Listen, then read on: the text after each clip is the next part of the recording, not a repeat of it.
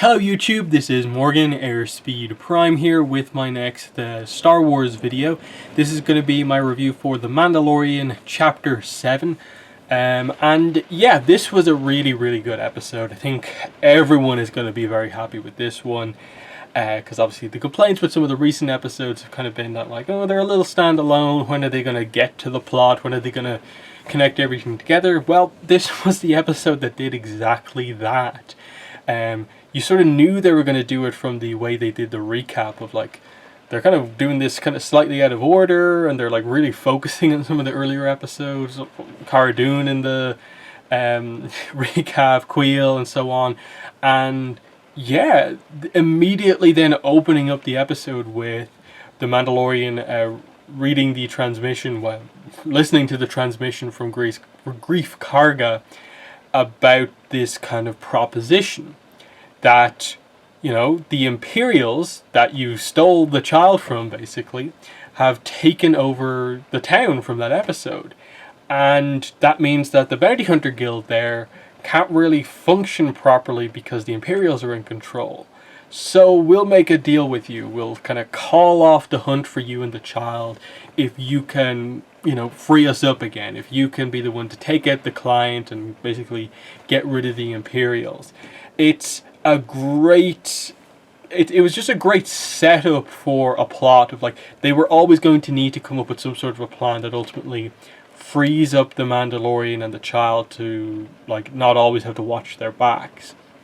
So, of course, he immediately considers taking it. There was no way he wasn't going to listen to a proposition like that could stop stuff like some of the more recent episodes from happening, to stop constantly being hunted. So that was really good to see. And then instead of him just going alone, he kind of knows that, you know, I need more hands basically involved in this if this is to work.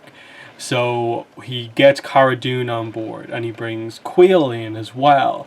And Queel reveals that he's actually repaired IG-11 and has actually sort of turned him into more of a kind of protocol droid type thing. So that was a very interesting one to see that callback. It made sense, of course. IG-88's remains were on the same planet that Queel was on, so he's revealed to be good with technology. So why not? Why not use that, you know, character that you had there, have him repair the damage and continue and use IG-11 as the tease for the Mandalorians' hatred of droids that they're still holding back on. Even though, if you've made the connections on what exactly the little bit of backstory we've got from the Mandalorian when he was younger are about, it's clearly the idea that, you know, the separatist droid army is what kind of destroyed his previous life to force him into the situation that he's in now. Again, the exact specifics of it is kind of hard to put together, but the general idea, I think, is there. We just need to see, I suppose, the way he presents it to the two other characters when it finally does come out. But I liked it here. He's completely unwilling to trust it because, like, that's an assassin droid, basically. You may have reprogrammed it, but it's still an assassin droid in his mind. So he has a sort of kind of simplistic view of droids in many ways. But I also like the depth that, you know, I suppose Queel's perspective had on it as well. That, like, droids are neutral in that, like, they are just what they are programmed to be in many ways, which again is another kind of slightly different view on things, in that we of course are familiar with some of the more kind of outstanding droids in many ways that truly have like personalities of their own. In that, is R2 just programmed to be the way R2 is, or is there something special about R2? I think most people would make the argument that R2 is more than just some unique programming, that there's something different there. Same with 3PO to a degree as well, so that's always the sort of debate that you're sort of getting at here. But still, I like the backstory explaining how he went about repairing it, and how, you know, they kind of bring everyone on board.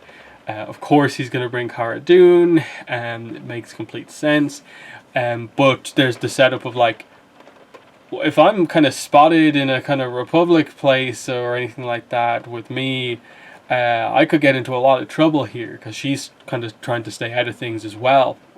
since she's not part of the kind of Republic Army anymore, and she's just an ex-trooper. And then Queel is more of like, you know, I don't really do this sort of stuff anymore, but I will help you to save the child.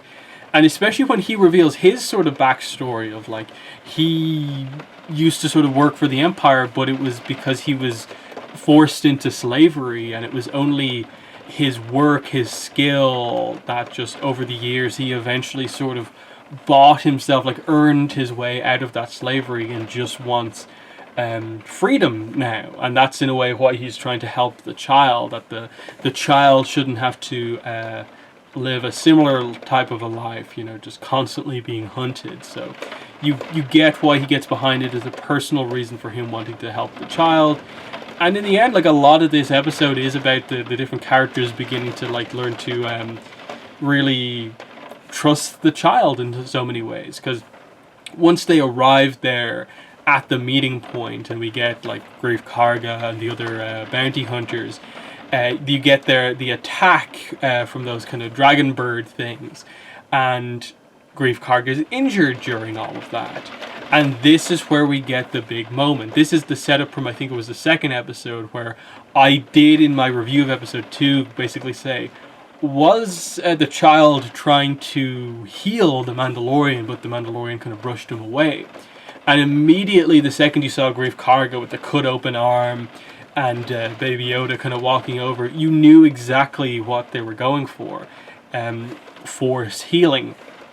In addition to the child actually force choking Cara Dune earlier in the episode. So we got to see a good amount of force abilities from the child in this episode. As well as, I suppose, Queel noting that the child hasn't like grown at all since then, and of course highlighting that no one really knows the species, of course. No one's making the obvious connection to Yoda or anything like that. But also, I thought what was interesting here is that no one really seems to know what the Force is. The way they talked about the incident with the Mudhorn and what happened, then the Force choke thing here, and the healing. No one is acting like, you know, oh, he's using the Force. Like, no one is just saying that. The words the Force haven't been mentioned. Queel sort of hinted that he might know what it is, but he sort of went off to talk about his backstory before he got around to explaining the point that he'd sort of started on. So it's going to be interesting when it's eventually revealed, the whole thing with the Force. But yeah, Force healing, it's always sort of been a thing in like the EU and stuff like that. There was like some prequel era novels that came out, like what were they called, like Battle Medic or something like that, and obviously it's not really canon anymore because it kind of directly contradicts stuff, but Barriss Offee was able was a pretty good Jedi sort of Force healer. They obviously, that's directly contradicted with what they do with her in the Clone Wars, and it's really like the first real the debut of Force healing in the franchise in so many ways in terms of canon. But I think you always got the impression that there were Jedi who sort of studied this, and the idea of like sort of if you bring some of the other legend stuff into play, of like the younglings who don't get chosen to be Padawans, they don't get chosen by a master, the ones who don't ultimately maybe aren't strong enough in the Force to become a full Jedi, are used elsewhere in like the Agri Corps, and like they're sent out to like use the Force to help stuff grow. And so there's always been that sense of like using the Force as the obvious thing of like it's part of everyone, it's kind of part of the cycle of life in so many ways. And of course, like if you can help to make plants grow, why can't you sort of accelerate healing in some way? This seemed like a very extreme like example of it, in that like Greef Karga's arm was like completely like ripped open, and it wasn't that like Baby Yoda just like healed the core of the damage. It was like completely smoothed over after this. So it was very impressive like use of the Force, and this seemed to be what really turned Greef Karga to sort of trust, you know, to basically change his tune here and actually be more loyal to the Mandalorian, get behind him. And the trap that was eventually revealed, that like, okay, we were planning to, you know, take you out and stuff like that, but instead, no, it's not right to do that. he does have a bit of honor to him. He definitely feels a little bit like Hondo Ohnaka from the Clone Wars, of like, you think he's just sort of scheming, kind of, pirate, type character, but he does have that ultimate code of honor in the end, and is willing to make these sort of deals and stuff like that. And then that led into the sequence. Like, they go in, they come up with a plan. It was a bit like sketchy of a plan. The idea of like, you really think no one's gonna like want to open up the thing to check just because you say the child is asleep. But of course the client is ultimately revealed to be a little bit maybe too trusting. He feels like he has a little bit too much control, and the plan to kill him, he is killed eventually, but it's because of the arrival of the reinforcements and the introduction here of was it Moff Gideon, who is our character here, Imperial kind of commander guy. Moff, he has the title Moff, is interesting. So we're probably going to learn more about him in the finale, which is the next episode, episode 8. But it was a cool appearance, getting to see the normal troopers, and then are they Death Troopers, or else like they're Empire Shock Troopers? I always get confused about that, but I think they're meant to be like Death Troopers or something. Either way, the idea was that them being there, the amount of reinforcements that arrived, they're completely up against the odds. And the one thing they had going for them is that they left Queel behind to bring back to the ship. So he wasn't there when all this was happening, but clearly the Imperials were just that little bit of a step ahead. They were kind of tapped into the comms. They knew that Queel was bringing the child back to the ship, and the troopers on the speeder bikes get back there.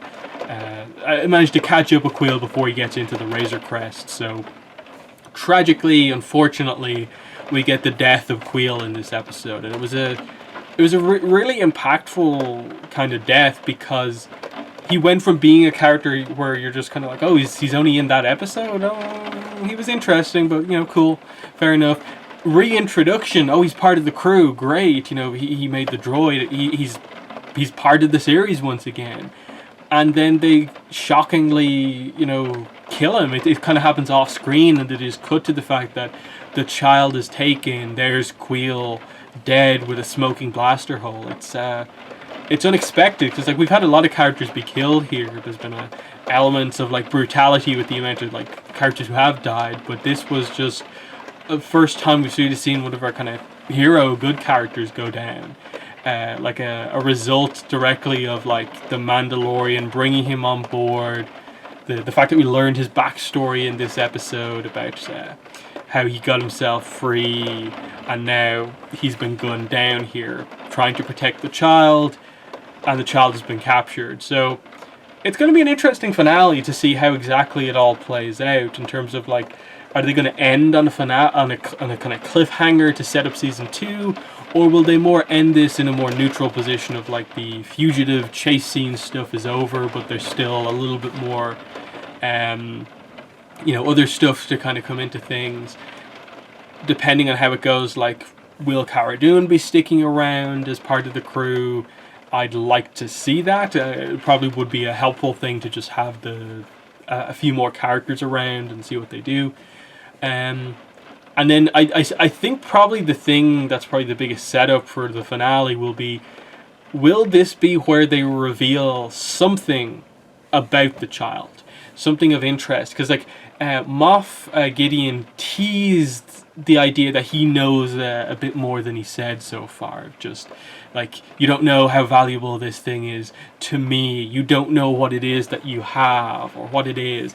Like the way he worded what he said, it definitely gave the impression that like he knows some of the hidden kind of history of where the child actually like came from and what its significance is.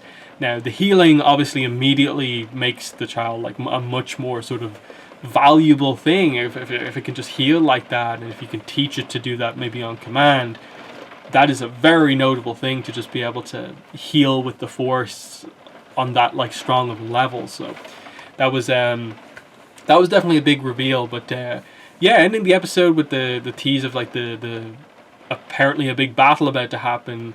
Grief Karga, Cara Dune, and the Mandalorian up against apparently just a whole fire team plus of stormtroopers and so on.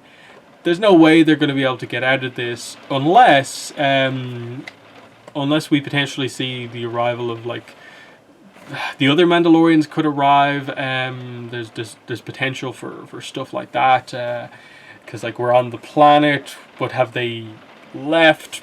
Not really sure, because that's another thing you'd probably want to come back to before the season comes to an end, is to do one final catch up on what's actually happening with, you know, the rest of the Mandalorians, in that you're almost wondering, like, will they want to show him without the helmet for the first time at the end of this season, or will that be something that continues onwards?